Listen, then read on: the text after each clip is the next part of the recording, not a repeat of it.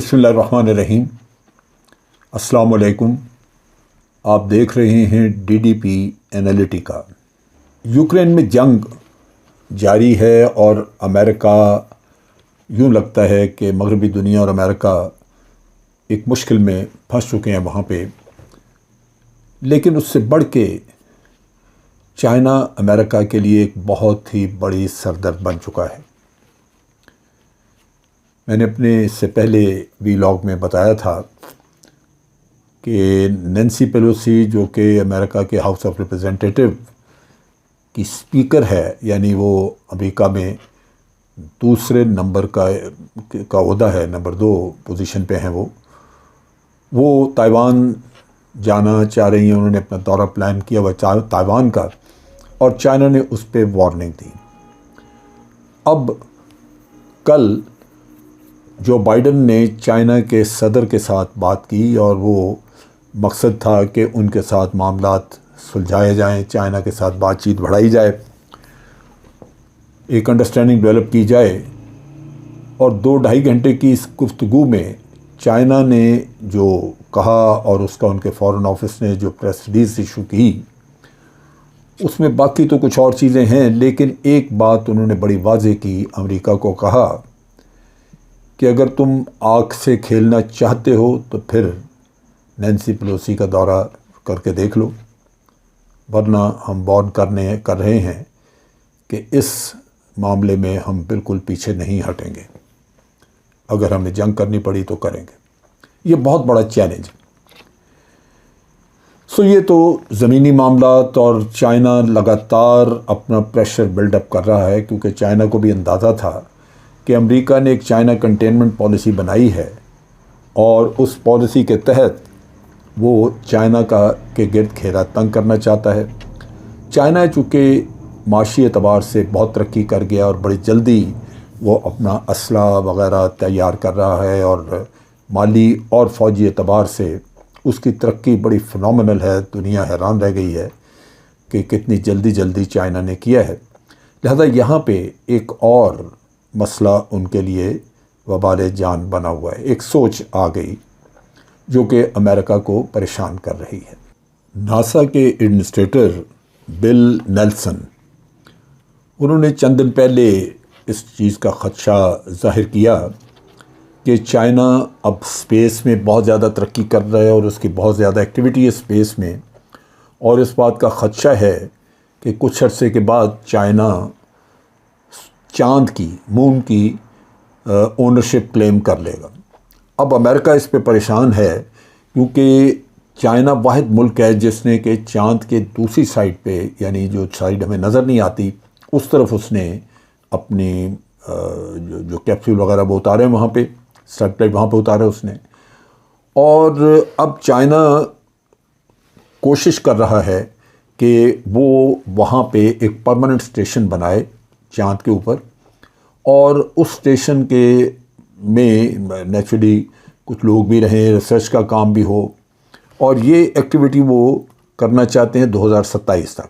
अब इसमें चाइना ने रशिया से भी मदद ली है, लेकिन बाज़ लोग ये ख्याल ज़ाहिर करते हैं कि चाइना के लिए शायद ये मुमकिन ना हो, इस लिहाज से कि चाइना रशिया मिलके तो काम कर सकते हैं और चाइना के पास रिसोर्सेज भी बहुत हैं, और जो अगली प्लान बनाई है रशिया ने उन्होंने कि वो चांद के साउथ पोल पे लैंडिंग्स करें। ये एक्टिविटी साइंटिफिक नुक्ता निगाह से लोग समझते हैं कि उस लिहाज से तो ठीक है, जारी रहेगी, लेकिन एक इंटरनेशनल एग्रीमेंट हुआ था जिसमें कि ये तय हुआ था कि कोई भी मुल्क जो रिसर्च करता है इन मामलात में, आउटर स्पेस में या सेलेस्टियल बॉडीज़ पे, वो करता रहे, लेकिन कोई भी मुल्क जो है वो किसी जगह पे अपनी ओनरशिप क्लेम नहीं कर सकता। उस लिहाज से इनका ख्याल है कि क्योंकि इंटरनेशनल लॉ हमने बना दिया था, लिहाजा ये इल्लीगल होगा, और चाइना शायद पूरी दुनिया को अपने मुखालिफ न कर सके कि ये इल्लीगल काम करके और दूसरे मुल्क उस पर उंगली उठाएं। और पहले ही चाइना के साथ इनकी جیسے ویسٹرن بلاک کی پرابلمز ہیں تو یہ پرابلم بڑھیں گی۔ سو وہ یہ خیال کرتے ہیں کہ چائنا اسپیس لا، انٹرنیشنل اسپیس لاز جو ہیں ان کو نہیں توڑے گا۔ یہ 1967 میں یہ کنونشن بنا تھا یا یہ قانون بنایا گیا تھا انٹرنیشنل، اور اس میں تقریباً 97 کنٹریز نے اس زمانے 134 کنٹریز نے اس زمانے میں اس پہ دستخط کیے تھے، اور چائنا بھی اس میں سگنیٹری ہے۔ اب چیز یہ ہے کہ یہ اپنے طور پہ تو ایک آپ کہہ سکتے ہیں کہ تسلی دینے کے لیے بات کافی ہے، لیکن بہت سارے لوگ اس بات پہ ڈرتے ہیں کہ چائنا کی پالیسیز بڑی باقی دنیا سے بڑی مختلف ہیں۔ کہنے کو تو چائنا نے بھی کہا کہ ہم چاند پہ قبضہ نہیں کرنا چاہتے، لیکن جو آج دن تک چائنا نے جس طرح کی اسٹریٹجی اڈاپٹ کی ہے، جس طرح کی اسٹریٹجی انہوں نے دکھائی ہے، اس کو اگر سامنے رکھا جائے تو ایک خدشات موجود ہیں۔ مثلاً آپ دیکھیے کہ انڈیا اور چائنا کے بارڈر پہ چائنا نے جو پالیسی رکھی ہے وہ یہ ہے کہ وہ وقتاً فوقتاً تھوڑی تھوڑی اسپیس جو ہے وہ قبضہ کرتے رہتے ہیں۔ اس طرح آپ دیکھیں تو وہ انڈیا سے کافی سارا علاقہ لے گئے ہیں۔ اسی طرح اگر ان کا ساؤتھ چائنا سی میں ان کا کام دیکھیں تو وہ ساؤتھ چائنا سی میں بھی اپنے آپ کو تھوڑا تھوڑا پھیلاتے گئے ہیں۔ پھر انہوں نے کہیں جا کے کوئی مصنوعی جزیرہ بنا لیا، اپنی آؤٹ پوسٹ بنا لی، وہاں پہ نیول بیس بنا لیا اور اس ایریا کو سیکیور کر لیا۔ پھر بعض جزیرے بھی انہوں نے قبضہ کر لیے۔ پھر آپ کو یاد ہوگا کہ ان جزیروں کے بارے میں ساؤتھ چائنا سی کے مختلف حصوں پہ اونرشپ کے معاملے میں انٹرنیشنل کورٹ آف جسٹس میں مقدمہ چلا تھا، اور انہوں نے فیصلہ چائنا کے خلاف دیا، لیکن چائنا نے ماننے سے انکار کر دیا۔ انہوں نے کہا ہم تو مانتے نہیں آپ کے فیصلے۔ سو نتیجہ یہ کہ چائنا اپنی مرضی سے یہ کام کرتا رہا، اور ایک اسٹریٹجی ان کی ہے کہ آہستہ آہستہ آہستہ آہستہ وہ اپنے پاؤں پھیلاتے جاتے ہیں۔ چاند کے معاملے میں بھی ان کا خیال یہ ہے کہ اگر وہ چاہے، چائنا اگر یہ کرے تو وہ یہ کر سکتا ہے کہ کہیں ایک پہلے تو انٹرنیشنل اسٹیشن بنا لے، بڑا اسٹیشن جہاں رشین اور یہ جاتے آتے رہیں، ریسرچ وغیرہ کا کام رہے۔ لیکن پھر وہ یہ کر سکتے ہیں کہ وہاں پہ کافی اسٹریٹجک ایریاز ہیں جن پہ وہ قبضہ کر سکتے ہیں۔ مثلاً وہاں پہ بعض کریٹرز ہیں، بعض گڑھے ہیں بہت بڑے بڑے اور گہرے جن میں برف ہے۔ اب ماہرین کا یہ خیال ہے کہ برف وہاں پہ بہت ہی کارآمد چیز ہے۔ پہلی بات تو یہ کہ برف پگھلے گی تو پانی، یہ انسانی زندگی کے لیے ضروری ہے، آپ کو پانی ملے گا۔ پھر برف سے ہی، اس پانی سے اس کو بریک کر کے تو آپ آکسیجن اور ہائیڈروجن بنا سکتے ہیں۔ اب آکسیجن اور ہائیڈروجن دونوں چیزیں آپ کو وہاں پہ راکٹ فیول بنانے کے لیے بھی کام آ سکتی ہیں، اور آکسیجن جو ہے وہ انسانی زندگی کے لیے بھی کام آ سکتی ہے۔ لہٰذا اسٹریٹجک ایریاز جو وہاں پہ موجود ہیں، جن کو آئیڈینٹیفائی کیا گیا ہے، ان کے بارے میں یہ سوچ موجود ہے کہ چائنا شاید ان پہ قبضہ کرنے کی کوشش کرے۔